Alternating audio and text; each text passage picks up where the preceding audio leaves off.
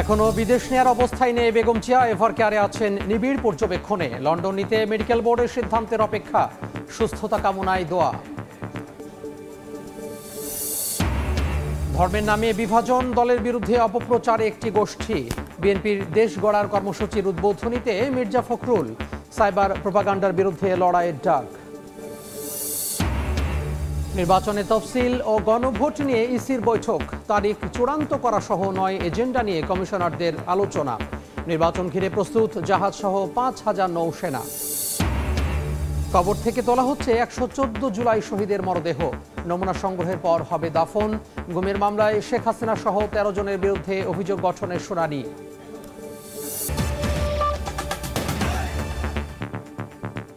সময় সংবাদে সঙ্গে আছি আমি তোহা খান তামিম। টানা ১৫ দিন হাসপাতালে চিকিৎসাধীন BNP chairperson Begum Khaleda Zia. Ever কেয়ারে আছেন দেশি বিদেশি চিকিৎসকদের নিবিড় পর্যবেক্ষণে। তা সরাসরি তত্ত্বাবধান করছেন পুত্রবধূ ডাক্তার জুবাইদা রহমান। শারীরিক অবস্থার উন্নতির ওপর নির্ভর করছে তাঁর লন্ডন যাত্রা। এদিকে বেগম জিয়ার সুস্থতা কামনায় দেশব্যাপী চলছে দোয়া প্রার্থনা। সারা দেশে দৃষ্টি এখন রাজধানীর এভার কেয়ার হাসপাতালে। দীর্ঘ ১৫ দিন ধরে এখানে চিকিৎসাধীন বিএনপি চেয়ারপারসন বেগম খালেদা জিয়া। সাবেক এই প্রধানমন্ত্রীর দেখার সুযোগ না থাকলেও অনেকেই প্রতিদিন ভিড় করেন হাসপাতালের সামনে। তবে সাধারণ রোগীদের বিড়ম্বনা এড়াতে আইনশৃঙ্খলা রক্ষাকারী বাহিনীও সরব। শারীরিক অবস্থা লন্ডন নেয়ার মতো অবস্থায় না আসায় আপাতত দেশি বিদেশি চিকিৎসকদের নিবিড় তত্ত্বাবধানে দেশেই চলবে চিকিৎসা। সরাসরি তদারকি করছেন লন্ডন থেকে আসা পুত্রবধূ ডাক্তার জুবাইদা রহমান। দীর্ঘদিন থেকে আর্থাইটিস, ডায়াবেটিস, কিডনি, লিভার, ফুসফুস, হৃদযন্ত্র, চোখের সমস্যা সহ নানা জটিলতায় ভুগছেন বিএনপি চেয়ারপারসন। ২৩ নভেম্বর হাসপাতালে ভর্তি হন খালেদা জিয়া। এদিকে দলীয় প্রধানের সুস্থতা কামনায় দেশব্যাপী চলছে দোয়া প্রার্থনা। সকালে পল্টনের মাওলানা ভাসানী মিলনায়তনে ছাত্রদলের সাবেক নেত্রীদের আয়োজনে দোয়া মাহফিলে যোগ দেন বিএনপির স্থায়ী কমিটির সদস্য বেগম সেলিমা রহমান। বলেন, বেগম জিয়া সুস্থ হয়ে ফিরলে ফ্যাসিস্ট মুক্ত দেশ গড়ার স্বপ্ন পূরণ হবে। ফ্যাসিস্ট সরকারের হাতে যে বাংলাদেশ ছিন্ন বিচ্ছিন্ন হয়ে গেছিল, সেই ছিন্ন বিচ্ছিন্ন বাংলাদেশকে যেন নতুন করে গড়তে পারি, সেই বাংলাদেশে গড়ের যে স্বপ্ন আমাদের, সেটা দেশনেত্রী বেগম খালেদা জিয়া যদি সুস্থ হয়ে আসেন অবশ্যই সেটা সম্ভব হবে। তিনিই আমাদের প্রেরণার উৎস। দেশবাসীর কাছে বেগম জিয়ার সুস্থতা কামনায় দোয়া চান বেগম সেলিমা রহমান। হাসান ওয়ালি, সময় সংবাদ, ঢাকা। এই মুহূর্তে রাজধানীর এভার কেয়ার হাসপাতালের সামনে আছেন সহকর্মী হাসান ওয়ালি। আমরা সরাসরি যুক্ত হব তার সঙ্গে। সাবেক প্রধানমন্ত্রী বেগম খালেদা জিয়ার শারীরিক অবস্থা কিন্তু ঠিক অপরিবর্তিত রয়েছে, অর্থাৎ গত ৫-৬ দিন ধরে যে অবস্থার মধ্যে রয়েছে সে একই রকম। তিনি এখনো পর্যন্ত কিন্তু এভার কেয়ার হাসপাতালের সিসিউতে আছেন। বিশেষজ্ঞ যে চিকিৎসকদের প্যানেল, অর্থাৎ যে মেডিকেল বোর্ড গঠন করা হয়েছে, তাদের তত্ত্বাবধানেই বেগম খালেদা জিয়ার চিকিৎসা চলছে। লন্ডন যাওয়ার যেই তথ্য ছিল, অর্থাৎ আজকে যাওয়ার ব্যাপারেও বিএনপির তরফ থেকে জানানো হয়েছিল, কিন্তু সেটি কিন্তু আসলে এখন পর্যন্ত হচ্ছে না। তার শারীরিক এখনকার অবস্থা বিবেচনায় যে চিকিৎসক রয়েছেন তারা সেটি কিন্তু আপাতত সায় দেননি। অর্থাৎ বেগম খালেদা জিয়াকে এভার কেয়ার হাসপাতালের এই জায়গাটিতে চিকিৎসা নিতে হচ্ছে। গত ৬ বছর ধরে কিন্তু তিনি এভার কেয়ার হাসপাতালে চিকিৎসা নিচ্ছেন। এর আগে আমরা জানি যে ২৪শে ৫ আগস্ট পূর্ববর্তী সময়ে আওয়ামী লীগ সরকারের সময় কিন্তু তিনি গুরুতর অসুস্থ হয়ে পড়েন। তখন কিন্তু বারবার তার পক্ষ থেকে, পরিবারের পক্ষ থেকে দাবি জানানো হলেও বিদেশে উন্নত চিকিৎসা নেওয়ার সুযোগ বেগম খালেদা জিয়া পাননি। ৫ আগস্টের পরে এই বছরের জানুয়ারি মাসে তিনি প্রথমবারের মতো লন্ডনে চিকিৎসা নেন। লন্ডন ক্লিনিকে তিনি দীর্ঘ ৪ মাস চিকিৎসা নেন। ক্লিনিক এবং তার বড় পুত্র তারেক রহমানের বাসায় ছিলেন, সব মিলে ৪ মাস। পরবর্তীতে তিনি দেশে আসেন। বেশ কিছু রাষ্ট্রীয় অনুষ্ঠানেও কিন্তু বেগম খালেদা জিয়াকে অংশ নিতে দেখা গেছে। সবশেষ সশস্ত্র বাহিনীর দিবসের অনুষ্ঠানেও কিন্তু বেগম খালেদা জিয়া ক্যান্টনমেন্টে উপস্থিত হচ্ছিলেন। সব মিলে কিন্তু বেশ কিছু আনুষ্ঠানিক অনানুষ্ঠানিক ঘরোয়া পরিবেশে কিন্তু বেগম খালেদা জিয়ার সঙ্গে তার পরিবার, বিএনপি নেতৃত্ব তারা কিন্তু দেখা করেছেন। ৫ আগস্টের পরে বিএনপির সমাবেশে বেগম খালেদা জিয়ার ভার্চুয়াল যে বক্তব্য সেটিও কিন্তু প্রচারিত হয়েছে। অর্থাৎ সব মিলিয়ে বিএনপির যে নেতাকর্মী তাদের মধ্যে কিন্তু এক ধরনের আশা সঞ্চার হয়েছিল যে বেগম খালেদা জিয়া আবারও দলের নেতৃত্বে ফিরবেন এবং যেহেতু একেবারে সামনে ত্রয়োদশ জাতীয় সংসদ নির্বাচন, সেখানেও বেগম খালেদা জিয়া থাকবেন, মাঠে থাকবেন। বিএনপির তরফ থেকে 3টি আসনেও কিন্তু বেগম খালেদা জিয়াকে প্রার্থিতা ঘোষণা করা হয়েছে। কিন্তু হঠাৎ করে কিন্তু 23 নভেম্বর গুরুতর অসুস্থ হয়ে পড়েছেন বেগম খালেদা জিয়া, এই হসপিটালে ভর্তি করা হয়েছে। এখন কিন্তু তার অবস্থা বেশ কিছুটা আসলে খারাপ বলাই চলে, আরও কিছুটা উন্নতি হলে পরে লন্ডনে নেওয়ার ব্যাপারে বিএনপির তরফ থেকে যে প্রস্তুতি নেওয়া হচ্ছে তারা লন্ডনে নেবেন সেটি কিন্তু জানিয়েছে। সহকর্মী হাসান ওয়ালি যুক্ত হয়েছিলেন এভারকেয়ারের সামনে থেকে। ধর্মের নামে বিভাজন ও দলের বিরুদ্ধে একটি গোষ্ঠী অপপ্রচার চালাচ্ছে বলে অভিযোগ করেছেন বিএনপি মহাসচিব মির্জা ফখরুল ইসলাম আলমগীর। সকালে রাজধানী কৃষিবিদ ইনস্টিটিউটে দেশ গড়ার কর্মসূচি শীর্ষক 7 দিনের কার্যক্রমের উদ্বোধন করে তিনি কথা বলেন। সাইবার অপপ্রচারের বিরুদ্ধে লড়াইয়ের ডাক দেন বিএনপি মহাসচিব। সংসদ নির্বাচন সামনে রেখে শুধু সভা সমাবেশ আর মিছিল মিটিংয়ের প্রচারণাতেই সীমাবদ্ধ নয় বিএনপি। শুরু হলো দলটির দেশ গড়ার কর্মসূচি নামক কার্যক্রম। নেতাদের পাশাপাশি নানা বিষয়ে অভিজ্ঞরা মতবিনিময় করবেন তৃণমূলের সঙ্গে। প্রচারণার এই পদ্ধতি ধানের শীষের রায় শক্তিশালী করতে দেশ জুড়ে ভোটারদের কাছে ছড়িয়ে দেওয়া হবে। রাজধানীর ফার্মগেটে কৃষিবিদ ইনস্টিটিউটে 7 দিন ব্যাপী দেশ গড়ার কর্মসূচির উদ্বোধনী অনুষ্ঠানে যোগ দেন বিএনপি মহাসচিব। অভিযোগ করেন একটি গোষ্ঠী দেশে ধর্মের নামে বিভাজন সৃষ্টি করতে চাচ্ছে। বিএনপি বিভাজনের রাজনীতিতে বিশ্বাস করে না বলে জানান মির্জা ফখরুল। একটা গোষ্ঠী, একটা মহল ধর্মের নামে বাংলাদেশে একটা বিভাজনের পথ সৃষ্টি করতে চায়। আমরা বাংলাদেশে অবশ্যই ধর্মভীরু মানুষ, বাংলাদেশের মানুষ অবশ্যই ধর্মকে এখানে সবাই আমরা মেনে চলি, কিন্তু ধর্মকে দিয়ে রাষ্ট্রকে বিভাজন করা বা সমাজকে বিভাজন করা এটাতে আমরা বিশ্বাস করি না। দেশের সব ভালো অর্জন বিএনপির মাধ্যমেই এসেছে মন্তব্য করে মির্জা ফখরুল বলেন, বিএনপিকে নেতিবাচক দল হিসেবে উপস্থাপনের প্রবণতা দেখা গেছে, যা ভেঙে দিতে হবে। সাইবার লড়াইয়ে দক্ষ হতে নেতাকর্মীদের আহ্বান জানান তিনি। আজকে একটা প্রবণতা দেখা দিয়েছে অত্যন্ত ব্যাপকভাবে বিএনপিকে একটা নেগেটিভ পলিটিক্যাল পার্টি হিসেবে দেখানো। এই প্রবণতা কিন্তু ভেঙে ফেলতে হবে। আজকে আমাদের বিরুদ্ধে বিভিন্ন রকম চক্রান্ত হয়, প্রচারণা চলে, অপপ্রচার চলে। সবচেয়ে বড় হচ্ছে একটা অপপ্রচার চলছে। এই অপপ্রচারের বিরুদ্ধে কিন্তু আমাদেরকে কাজ করতে হবে। সাইবার ওয়ারে যদি আমি যোদ্ধা হতে না পারি তাহলে কিন্তু আমি পরাজিত হয়ে যাব। এটা আপনাদেরকে এই ইয়াং জেনারেশনকে কিন্তু সেটা করতে হবে। বিচ্ছিন্নভাবে কাজ করলে সফলতা আসবে না মন্তব্য করে অনুষ্ঠানে দলের সিনিয়র যুগ্ম মহাসচিব রুহুল কবির রিজভী সবাইকে ঐক্যবদ্ধ থাকার আহ্বান জানান। ছড়িয়ে ছিটিয়ে কাজ করলে সেখানে সাফল্যের হার বেশি আসে না। মুরসালিন হক জুনায়েদ, সময় সংবাদ, ঢাকা। জাতীয় সংসদ নির্বাচন ও গণভোটের তফসিল সহ নানা বিষয় নিয়ে আলোচনা পর্যালোচনা এই বৈঠকে বসেছে নির্বাচন কমিশন। সকাল 10:30টায় আগারগাঁওয়ে কমিশন ভবনে সিসিএমএম নাসির উদ্দিনের সভাপতিত্বে বৈঠক শুরু হয়। বৈঠকে ভোট গ্রহণের সময় বাড়ানো, মনোনয়নপত্র জমা, বাছাই, প্রত্যাহারের শেষ সময় ও ভোটের তারিখ নিয়ে আলোচনার কথা রয়েছে।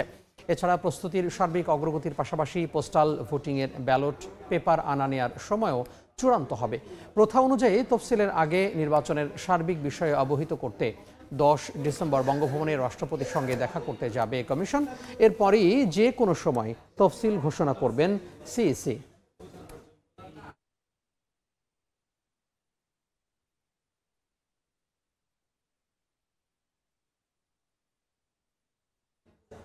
এই মুহূর্তে আগারগাঁও নির্বাচন ভবনে আছেন সহকর্মী কাউসারা চৌধুরী কুমু। আমরা সরাসরি যুক্ত হব তার সঙ্গে। সকাল 10:30টায় শুরু হওয়া বৈঠক এখনো চলমান রয়েছে। সেই বৈঠক আলোচনা চলছে নির্বাচন নিয়ে, নির্বাচনের তারিখ এবং তফসিলের বিষয়ে। শুধু তাই না, তফসিলের আগে নির্বাচন কমিশনের করণীয় কি রয়েছে এবং তফসিল দেওয়ার পরে নির্বাচন কমিশনের কাজগুলো আরো গুরুত্ব কিভাবে দিতে হবে, কোথায় কোন ধরনের সমস্যা হতে পারে, রাজনৈতিক দলগুলোর সাথে সমন্বয়, নির্বাচন কমিশনের সাথে মাঠ পর্যায়ের যে সমন্বয় সেটিও তারা পর্যালোচনা করছে যে কিভাবে তারা সার্বক্ষণিক যোগাযোগ রাখতে পারবেন এবং কোনো ঘটনা ঘটলে তাৎক্ষণিক যে ব্যবস্থা নেওয়ার বিষয়টি সে বিষয়ে কতটুকু তারা গুরুত্ব দিতে পারবেন এবং সময়ের সাথে সাথে কাজ করতে পারবেন, লেভেল প্লেইং ফিল্ড সকল দলের জন্য নিশ্চিত করতে পারবেন। এই বিষয়গুলো নিয়েই মূলত আলোচনা চলছে। আমরা যতটুকু জানতে পেরেছি যে 3:30টার পরে সকল আইন শৃঙ্খলা বাহিনীর সাথে আরও একবার বৈঠকে বসবে নির্বাচন কমিশন। যেহেতু এর আগে আমরা 2 দফায় বৈঠকে করতে দেখেছি নির্বাচন কমিশনকে, তারা বারংবার বলেছিল যে এখন পর্যন্ত বলছিল যে ভোটের সেই ধরনের যে পরিস্থিতি থাকার কথা আইন শৃঙ্খলা পরিস্থিতি সেটি কিন্তু একেবারেই স্বচ্ছ ছিল না। তারা বলছে যে কমিশন বারংবার বলেছে, প্রধান নির্বাচন কমিশনার বলেছে যে উন্নতি হচ্ছে আইন শৃঙ্খলা পরিস্থিতি, তবে ভোট করার মতো উপযুক্ত পরিবেশ তখনও নিশ্চিত ছিল না বলে জানিয়েছে গত সপ্তাহেও প্রধান নির্বাচন কমিশনার। তবে তফসিল দেওয়ার পরে যেন এই আইন শৃঙ্খলা পরিস্থিতি যেন সুশৃঙ্খল থাকে, যেন নিয়ন্ত্রণ করতে পারে ভোটের পরিস্থিতি, সেই বিষয়গুলো নিয়েও আলোচনা হবে। কারণ যেহেতু বলেছে যে দ্বিতীয় সপ্তাহের মধ্যেই তফসিল, অর্থাৎ এই চলতি সপ্তাহেই তফসিল দিতে হবে নির্বাচন কমিশনকে সরকারের ঘোষণা অনুযায়ী, এবং ফেব্রুয়ারির দ্বিতীয় সপ্তাহের মধ্যে হচ্ছে ভোট। সেক্ষেত্রে 10 তারিখে যেহেতু রাষ্ট্রপতির সাথে সৌজন্য সাক্ষাতে যাবে কমিশন, সেক্ষেত্রে তো সৌজন্য সাক্ষাতের পরেই কিন্তু ভোটের তারিখ নির্ধারণ করা হবে। ইতোমধ্যে আমরা জেনেছি যে বিটিভিকেও স্মরণ করা হয়েছে, তাদেরকেও প্রস্তুত থাকতে বলা হয়েছে তফসিল ঘোষণার জন্য যে রেকর্ডিং করা হয় সেই রেকর্ডিংয়ের জন্য। আমরা অপেক্ষা করছি যে বৈঠক শেষে কমিশনের কী ধরনের প্রস্তাব আসে এবং আইন শৃঙ্খলা বাহিনীর সাথে আসলে কি নিয়ে তারা বৈঠক করবে। এই ছিল এখানকার সবশেষ পরিস্থিতি। যুক্ত হয়েছিলাম নির্বাচন কমিশনের সামনে থেকে। জাতীয় নির্বাচন ঘিরে নৌযান সহ 5,000 নৌসেনাকে প্রস্তুত করা হচ্ছে। সকালে চট্টগ্রামে নেভাল একাডেমিতে শীতকালীন রাষ্ট্রপতি কুচকাওয়াজে কথা জানিয়েছেন নৌবাহিনী প্রধান অ্যাডমিরাল এম নাজমুল হাসান। সরকার এবং নির্বাচন কমিশন আগামী 2026 সালের ফেব্রুয়ারি মাসে জাতীয় নির্বাচনের ঘোষণা প্রদান করেছে। আসন্ন জাতীয় সংসদ নির্বাচনের জন্য নৌবাহিনীর সদস্যগণকে প্রয়োজনীয় প্রশিক্ষণ প্রদান সহ সার্বিক প্রস্তুতি গ্রহণ করা হচ্ছে। আমরা প্রয়োজনীয় সংখ্যক জাহাজ এবং ক্রাফট সহ আনুমানিক 5,000 নৌ সদস্যকে এই নির্বাচনকালে মোতায়েনের পরিকল্পনা গ্রহণ করেছি। সময় সংবাদে আরও থাকছে। আমদানি শুল্ক কমানো সহ অনিবন্ধিত মোবাইল বৈধ করার দাবি। আগারগাঁওয়ে বিটিআরসি ভবনের সামনে ব্যবসায়ীদের সড়ক অবরোধ, বিক্ষোভে বন্ধ যান চলাচল। রায়ের বাজার থেকে তোলা হচ্ছে 114 জুলাই শহীদের মরদেহ। পরিচয় শনাক্তের জন্য সংগ্রহ করা হবে তাদের ডিএনএ নমুনা। আদালতের নির্দেশে 1.5 বছর পর রোববার কবর থেকে মরদেহ তোলার কাজ শুরু করে সিআইডি। জানা গেছে পরিচয় শনাক্তে এখন পর্যন্ত আবেদন করেছে 10 জন শহীদের পরিবার। কত মার বুক খালি করেছে, কেন কি করেছিলাম আমরা? আমি তো এই দেশেরই নাগরিক, আমার মিরাজ তো এই দেশেরই নাগরিক ছিল।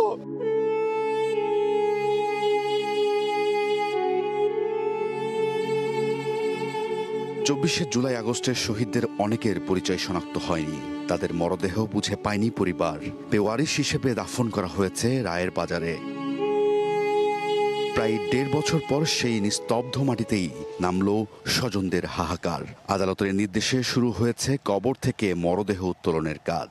রায়ের বাজারে ভিড় করেন সেই সব অভাগা বাবা মা, ভাই বোন যাদের চোখে জল শুকিয়ে গেলেও রয়ে গেছে হৃদয়ের ক্ষত।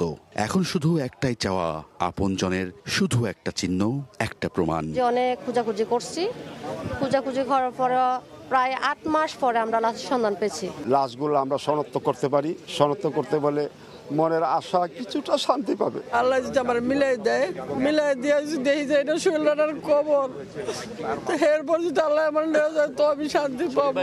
আদালতের নির্দেশে শহীদদের পরিচয় শনাক্ত করার কঠিন ও সংবেদনশীল কাজে হাত দিয়েছে সিআইডি। তাদের সহায়তায় রয়েছেন আর্জেন্টিনার বিখ্যাত ফরেন্সিক বিশেষজ্ঞ ডক্টর লুইস ফেন্ডেভিডার এবং জাতিসংঘের মানবাধিকার কমিশন। আন্তর্জাতিক প্রোটোকল মেনে চলছে মরদেহ তোলার কাজ।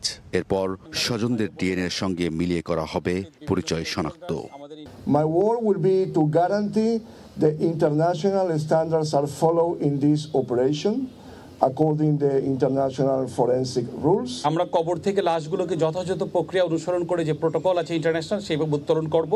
এদের মৃতদেহের পোস্টমর্টেম হবে, এদের ডিএনএ স্যাম্পলগুলো সংগ্রহ করা হবে, প্রোফাইলিংগুলো নিশ্চিত করা, আবার সেই সকল ধর্মীয় ভাবগাম্ভীর্য সবগুলো রেখেই আমরা তাদেরকে আবার রিভিউরিট করব। প্রাথমিকভাবে 114 জনের মরদেহ উত্তোলনের কথা থাকলেও প্রকৃত সংখ্যা জানা যাবে উত্তোলনের পর। জুলাই গণঅভ্যুত্থানের 1.5 বছর পেরিয়েছে, এখন পর্যন্ত অনেকেই পাননি তার স্বজনদের সেই শেষ ঠিকানা কবরস্থানের চিহ্নটুকু। সরকারের পক্ষ থেকে নেওয়া এই উদ্যোগকে স্বাগত জানিয়ে আশা দেখছেন নতুন করে স্বজনরা সেই শহীদদের যেন চিহ্নিত করে তাদের কবরকে শনাক্ত করা যায়। রাজুল ইসলাম শুভ, সময় সংবাদ, ঢাকা। আওয়ামী লীগের শাসনামলে জেআইসি সেলে আজমি, মাইকেল চাকমা সহ 26 জনকে গুম করে নির্যাতনের অভিযোগে শেখ হাসিনা সহ 13 জনের বিরুদ্ধে রাষ্ট্রপক্ষের অভিযোগ গঠনের শুনানি শেষ হয়েছে। এদিন চিফ প্রসিকিউটর ট্রাইব্যুনালকে বলেন, সব গুমের নির্দেশ দিতেন শেখ হাসিনা এবং সেনা কর্মকর্তাদের দিয়ে বাস্তবায়ন করাতেন তারিক আহমেদ সিদ্দিক। 2015 সালের অক্টোবর থেকে 2024 সালের আগস্ট পর্যন্ত ডিজিএফআই এর নিয়ন্ত্রণাধীন জয়েন্ট ইন্টারোগেশন সেলে গুম করে রাখার মামলায় রোববার হাজির করা হয় সংস্থাটির সাবেক 3 পরিচালককে। প্রসিকিউশন বলছে, এ সময়ের মধ্যে 26 জনকে আয়নাঘরে নিয়ে গুম ও নির্যাতন করা হয়, যারা পরবর্তীতে ফিরে আসেন। শুনানিতে চিফ প্রসিকিউটর বলেন, শেখ হাসিনার সরাসরি নির্দেশনা, কখনো কখনো তার নিরাপত্তা উপদেষ্টা তারিক আহমেদ সিদ্দিকের নির্দেশনায় সরকার যাদেরকে হুমকি মনে করত তাদেরকে ধরে এনে রাখা হতো আয়নাঘরে, কারো কারো পরিণতি হতো নির্মম মৃত্যু। এদিন শেখ হাসিনা, তারিক সিদ্দিকী, ডিজিএফআই এর সাবেক 5 মহাপরিচালক, 3 পরিচালক সহ 13 জনের বিরুদ্ধে আনুষ্ঠানিক অভিযোগ গঠনের শুনানি শেষ করে রাষ্ট্রপক্ষ। তাদের বিরুদ্ধে অপরাধ প্রমাণে তথ্য ও সাক্ষ্য প্রমাণ রয়েছে বলেও জানায় প্রসিকিউশন। ডিজিএফআই সংস্থাটি রাষ্ট্রের অতি গুরুত্বপূর্ণ একটা সংস্থা, কিন্তু শেখ হাসিনা সরকার এই অতি গুরুত্বপূর্ণ এবং বৈধ একটা সংস্থাকে, তার কিছু অফিসারকে এই অপরাধের সাথে সম্পৃক্ত করে তার ক্ষমতাকে চিরস্থায়িত করার চেষ্টা করেছিলেন। গুমের এই মামলায় শুনানিতে এদিনও আদালতে উপস্থিত ছিলেন ভুক্তভোগীদের কয়েকজন।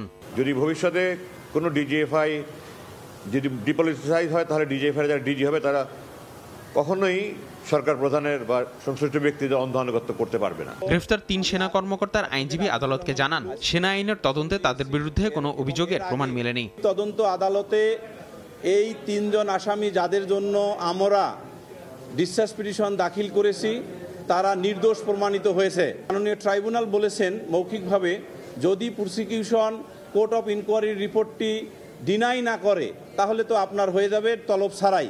এদিকে ট্রাইব্যুনাল 2-এ কুষ্টিয়ায় 6 জনকে হত্যায় মানবতা বিরোধী অপরাধের মামলায় হাসানুল হক ইনুর বিরুদ্ধে 3য় দিনের সাক্ষ্য গ্রহণ অনুষ্ঠিত হয়েছে। আসিফ মোহাম্মদ সিয়াম, সময় সংবাদ, ঢাকা। রংপুরে মুক্তিযোদ্ধা যোগেশ চন্দ্র ও তার স্ত্রীর রক্তাক্ত লাশ উদ্ধার করা হয়েছে। জোড়া খুনের এই ঘটনায় এলাকায় শোকের ছায়া নেমে এসেছে। জমি সংক্রান্ত বিরোধের জেরে হত্যাকাণ্ড বলে ধারণা স্বজনদের। জড়িতদের ধরতে মাঠে নেমেছে পুলিশ। বাবা মা দুজনকেই একসঙ্গে হারিয়ে দিশেহারা সন্তানরা, জোড়া খুনে শোকাহত প্রতিবেশীরাও। রোববার সকালে রংপুরের তারাগঞ্জের উত্তর রহিমাপুর এলাকায় মুক্তিযোদ্ধা যোগেশ চন্দ্র রায়ের বাড়িতে যান কয়েকজন প্রতিবেশী। এই সময় ডাকাডাকি করে কোনো সাড়া না পেয়ে সন্দেহ হয় তাদের। এক পর্যায়ে মই বেয়ে বাড়ির ভেতরে প্রবেশ করেন তারা। পরে ডাইনিং রুমে যোগেশ চন্দ্র রায়ের এবং রান্নাঘরে তার স্ত্রী সুবর্ণা রায়ের লাশ পড়ে থাকতে দেখেন প্রতিবেশীরা। খবর পেয়ে পুলিশ গিয়ে লাশ উদ্ধার করে। জমি সংক্রান্ত বিরোধের জেরে এ হত্যাকাণ্ড বলে ধারণা স্বজনদের। এগুলো সব পারিবারিক শত্রুতার থেকে হিন্দুদের জন্য দান করে দিছে। এই শ্মশান নিয়ে সব আমাদের জ্ঞাতিবর্গের সাথে সব কুন্দল। যারা মারছে অবশ্যই তাদের আইনের আওতায় এনে শাস্তি দেওয়া হোক। অনেকগুলো বিষয় আমাদের মাথায় আসছে, সেগুলো আমরা নিয়ে কাজ করতেছি। উইদিন শর্ট টাইম তাদেরকে আমরা গ্রেফতার করতে সক্ষম হব।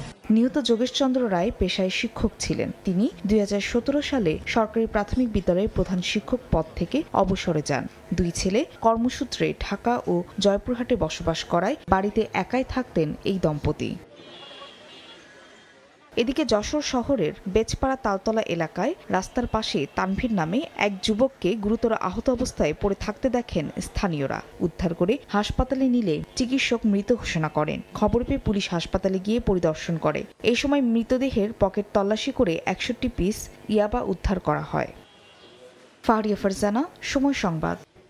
রাজধানীর আগারগাঁওয়ে নির্বাচন ভবনে চলছে ইলেকশন কমিশনের ব্রিফিং। আমরা সরাসরি চলেছি সেখানে। চূড়ান্তকরণের ব্যাপারে ইতোমধ্যে যে বাজেট আমরা পেয়েছি এর অতিরিক্ত বাজেট পরিকল্পনা করে চাইতে বলা হয়েছে। আগামীকালকে আমরা আঞ্চলিক এবং সিনিয়র জেলা নির্বাচন কর্মকর্তাদের সাথে কালকে 1500 ঘটিকায় একটি জুম মিটিং করব, যেখানে বিভিন্ন যে বিষয়গুলো বললাম যেগুলোর সাথে নির্বাচন কমিশনের অফিস জড়িত এগুলো তাদেরকে নির্দেশনা দেওয়া হবে।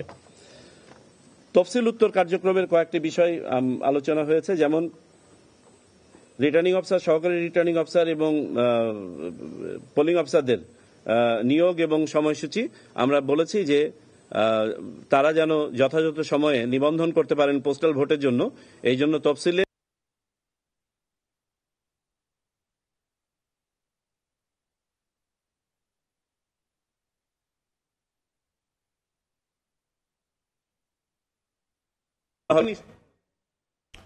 দুঃখিত, সংযোগটি বিচ্ছিন্ন হয়ে গেছে। আমরা সরাসরি যুক্ত ছিলাম নির্বাচন কমিশন থেকে।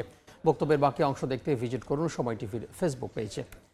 সাবেক রাষ্ট্রপতি আব্দুল হামিদের বিরুদ্ধে অবৈধ সম্পদ সহ বিভিন্ন অভিযোগে অনুসন্ধানে নেমেছে দুদক। তার বিরুদ্ধে রাজধানীর নিকুঞ্জ এক এলাকায় বাসভবন, সাজসজ্জা ও সৌন্দর্য বর্ধনের নামে রাষ্ট্রের প্রায় 24 কোটি টাকা ক্ষতি সাধনের অভিযোগ এনেছে সংস্থাটি।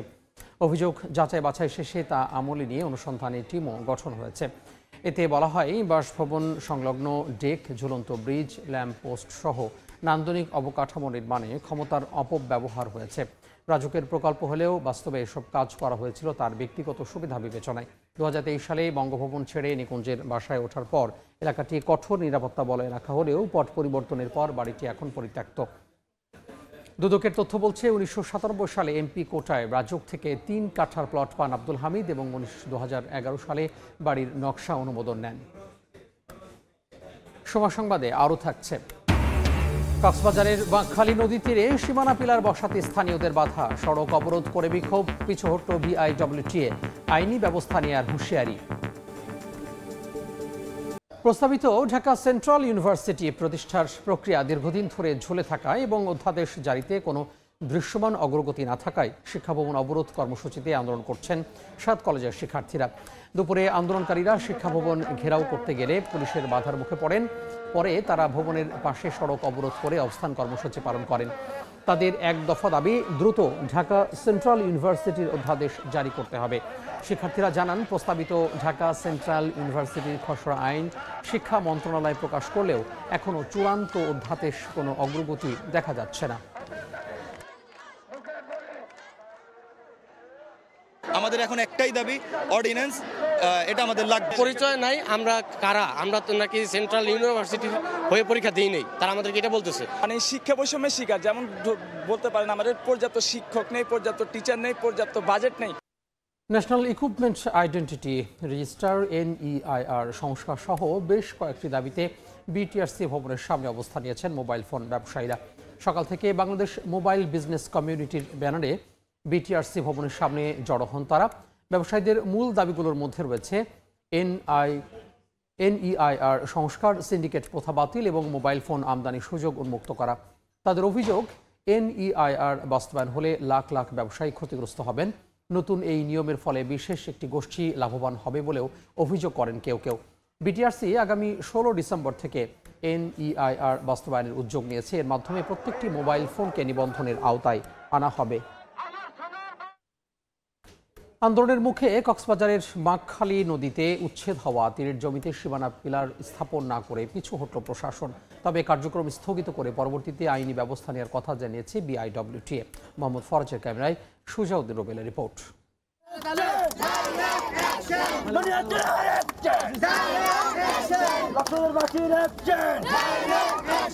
গাছ ফেলে কক্সবাজার খুরুশকুল সড়ক অবরোধ, জ্বালানো হয় একের পর এক টায়ার, লাঠি হাতে কয়েকশো নারী পুরুষ।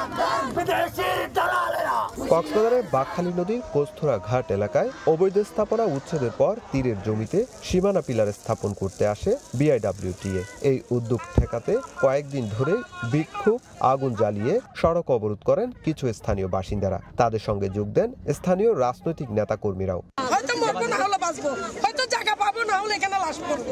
ওনারা আমাদের ব্যক্তি মালিকানাধীন জায়গায় কোনো কিরা দিতে পারবে না। ওনারা এখন বলতে বিআইডব্লিউটি এর লোকেরা বলতে চাচ্ছে কি আইন বলতে কিছু নাই, হাইকোর্ট বলতে কিছু নাই।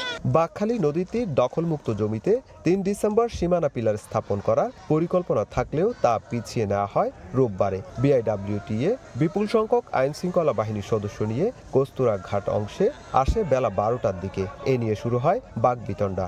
এক পর্যায়ে পিছু হটে প্রশাসন। ম্যাজিস্ট্রেট মহোদয় এগুলো সব পর্যালোচনা করে দেখে উনি আদালতকে সম্মান জানিয়ে উক্ত ওনাদের যেই উচ্ছেদ কার্যক্রম 10 দিনের উচ্ছেদ কার্যক্রম ছিল ওটা স্থগিত করে এখানে স্থান ত্যাগ করেছেন। এদিকে বাধার মুখে সীমানা পিলার কার্যক্রম স্থগিত করে বিআইডব্লিউটিএ। সরকারি কাজে বাধা প্রদানকারীদের বিরুদ্ধে আইনি ব্যবস্থা নেয়ার কথা জানায় বিআইডব্লিউটিএ। বেআইনিভাবে আমাদেরকে প্রতিহত করা হয়েছে, বাধা দেওয়া হয়েছে। যারা বেআইনিভাবে এই কাজটি করেছে তাদেরকে আমরা আইনের আওতায় আনবো। তাদের বিরুদ্ধে আমরা আমাদের কর্তৃপক্ষের নির্দেশনা অনুসারে যদি নির্দেশ দেয় মামলা করার জন্য, তাহলে আমরা মামলা করব। চলতি বছরের 1 সেপ্টেম্বর থেকে 5 সেপ্টেম্বর কক্সবাজার জেলা প্রশাসনের সহযোগিতায় 450 স্থাপনা গুড়িয়ে দিয়ে বাকখালী নদীর তীরে 63 একর জমি উদ্ধার করে বিআইডব্লিউটিএ। সুজাউদ্দিন রুবেল, সময় সংবাদ, কক্সবাজার। এই পর্যায়ে শীর্ষ সংবাদগুলো জানিয়ে দিব আরও একবার। নির্বাচনে ভোটের সময় বাড়ছে 1 ঘন্টা। শুরু সকাল 7:30টায়, শেষ হবে বিকেল 4:30টায়। বেসরকারি ব্যাংকের কর্মকর্তাদের ভোটে যুক্ত না করার সিদ্ধান্ত ইসির। এখনো বিদেশ নেওয়ার অবস্থায় নেই বেগম জিয়া। এভার কেয়ারে আছে নিবিড় পর্যবেক্ষণে। লন্ডন নিতে মেডিকেল বোর্ডের সিদ্ধান্তের অপেক্ষা। সুস্থতা কামনায় দোয়া। এবং ধর্মের নামে বিভাজন, দলের বিরুদ্ধে অপপ্রচার একটি গোষ্ঠী। বিএনপির দেশ গড়ার কর্মসূচির উদ্বোধনীতে মির্জা ফখরুল। সাইবার প্রোপাগান্ডার বিরুদ্ধে লড়াইয়ের ডাক।